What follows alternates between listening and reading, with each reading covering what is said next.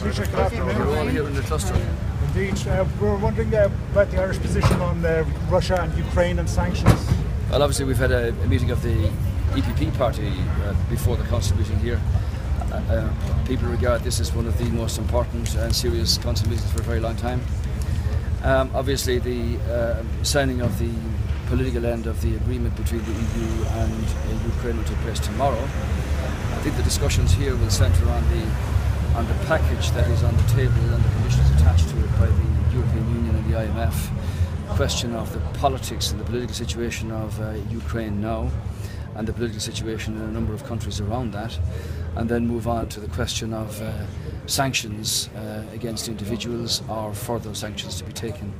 Sanctions are not seen as an end in themselves, but they are hurtful economically, and obviously the Council will consider these matters seriously in the hours ahead. Is that hurtful to Ireland or hurtful to Russia? And are you concerned about the remarks of the Russian ambassador that would hurt Ireland more than Russia? Well, as Minister Donoghue pointed out already, we favour and support the question of sanctions against individuals.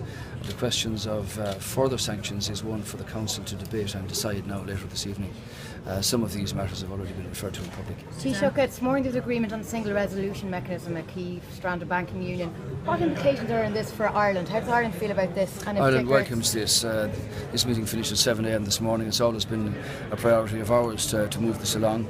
We've always said that banking union is an important part of the jigsaw, as it were, and the single resolution mechanism is an essential part of that.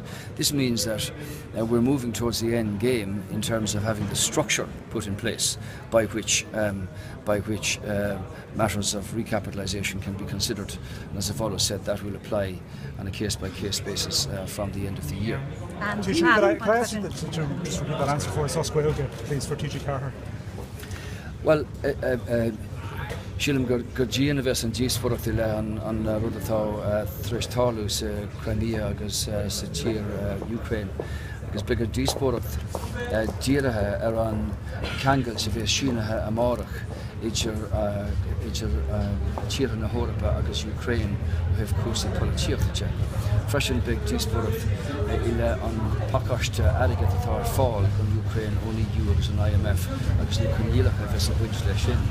Agus an dhéag sin beag díospóireacht faoi deachtaí políochta an Ukraine, an Crimea agus na tíre a gard próbhsiúd, agus freisin an cóir gomach níos mó brú coithe ar an brú seo amach. Is iad sin na cinniú agus na hábhar a bheits an díospóireacht orthu North. Last question, last question. Is it too soon to move to phase 3 at the moment? But also, can I ask you a domestic question, please? Leo Varadkar has said that the whistleblowers shouldn't be described as disgusting. In fact, they were doing their duty. Do you agree with this, and do you think that the commissioners should make an apology to them? What was the first question you asked me again? I asked you, was it too soon to move on to phase 3? Do you think that they should just stick with as I said to Sean, look, we've got to discuss the implications signing the political agreement tomorrow, access for credit and the package on the table in respect of the Ukraine and the conditions that apply to that, the political situation and the question of sanctions. Now I understand that this evening there will be a list of individuals named at the council meeting in respect of which a discussion will take place about sanctions against those. Ireland supports the question of sanctions against individuals.